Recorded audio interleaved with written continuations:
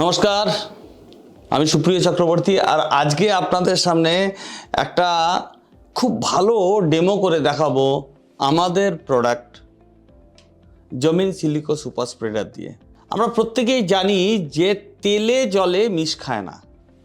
কৃষকরা যখন মাঠে যান, কীটনাশক ইত্যাদি জলের সাথে গুলে গাছের পাতায় স্প্রে করেন, তখন তারা এক্সপিরিয়েন্স করেন, তাদের অভিজ্ঞতা এরকম হয় যে তেলে জলে মিশ খাচ্ছে না বলে, তখন কীটনাশকগুলো তৈলাক্ত হয়, মেশে না বলে সেটা ভালো করে গাছের কাজে আসে না, বা সেটার যে কার্যকারিতা কৃষক পেতে পারতেন সেটা তারা পান না। দেখা যাক এক্ষেত্রে জমিন সিলিকো সুপার স্প্রেডার কীভাবে হেল্প করতে পারে। সবার আগে আমরা যেটা করব সেটা হচ্ছে একটা বটলের থেকে সামান্য সর্ষের তেল নিয়ে আমরা এই একটা গ্লাসের মধ্যে দিয়ে দেবো। আর ঠিক তার পাশের গ্লাসেও প্রায় একই পরিমাণ, যতটা সম্ভব আন্দাজে আমরা প্রায় সমপরিমাণ তেল নিয়ে নিয়েছি। একটা গ্লাসের মধ্যে আমরা এমনি জল ঢেলে দিলাম। দেখতেই পাচ্ছি যে তেলে জলে মিশছে না, আর পুরো তেলটা উপরে চলে আসলো।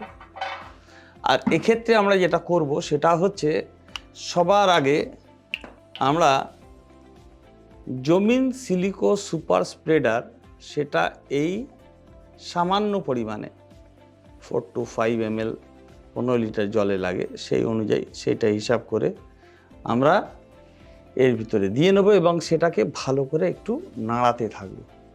আমরা যখন এটাকে নাড়াবো আমরা দেখতে পাচ্ছি যে তেলটা ফেটে গেছে, অর্থাৎ ভেতরে যে তেলের যে নিজস্ব জলের সাথে না মিশে যাওয়ার যে প্রবণতা সেটা নষ্ট হয়ে গেছে। এটা সুন্দরভাবে এবার জলের সাথে একটা ঘোল তৈরি হবে। এর ভিতরে আমরা এবার জলটা ঢেলে দেবো, আর ঢেলে দিতেই দেখতে পাচ্ছি চমৎকারভাবে সেটা একটা ঘোল তৈরি হয়ে গেছে। সুতরাং এইটা আমরা দেখেছি এবং এর থেকে আমরা পরিষ্কারভাবে বুঝতে পারি যে এটা একটা অসাধারণ প্রোডাক্ট, যেটা গাছের উপরে স্প্রে করানোর জন্য ভীষণ কাজে লাগে। আর এবার আমরা নিয়ে এসেছি একটা কচু পাতা। এই ধরনের একটা কচু পাতাতে কখনো জলের দাগও লাগে না। আমরা জানি জল দিলে বা কিছু হলে এটাতে জলের দাগ লাগে না, যেমন পদ্ম পাতায় লাগে না। পদ্ম পাতার অভাবে আমরা কচু পাতাতে এই ডেমোটা দেখাই। চলুন এই ডেমোটা করে দেখি। আপনারা দেখতে পাচ্ছেন যে এতে আমি সামান্য একটু জল দিচ্ছি, আর সেই জলটা বাইরে চলে যাচ্ছে, জলে কোনো দাগ এতে লেগে নেই।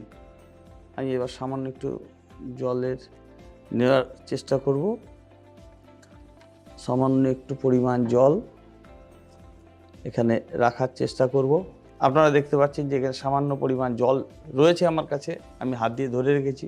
চলুন এবার দেখে নিই এই জলটুকুতে আমরা জমিন সিলিকো সুপার স্প্রেডার এই সূচের ডগায় যতটুকু আসে আর কি, একটুখানি টাচ করিয়ে নিয়ে আমরা এতে স্পর্শ করব। কি হয় দেখি। দেখুন, স্পর্শ করার সাথে সাথে ওই পাতাটাকে সে ভেজানো শুরু করেছে এবং জলটা ছড়াতে শুরু করেছে। আপনারা দেখছেন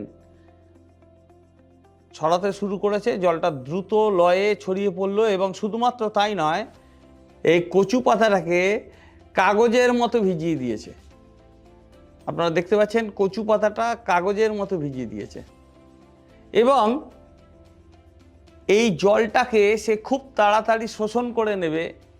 5 থেকে 15 মিনিটের মধ্যে দেখতে পাবেন এই পাতাটা শুকিয়ে গিয়েছে, অর্থাৎ ওই জলটা এই পাতাটা তার শরীরের মধ্যে শোষণ করে নেবেন। কৃষক তো সেটাই চান, যেটা উনি স্প্রে করছেন সেটা যেন গাছের পাতাকে সুন্দরভাবে ভিজিয়ে দেয়, উপরে না থাকে।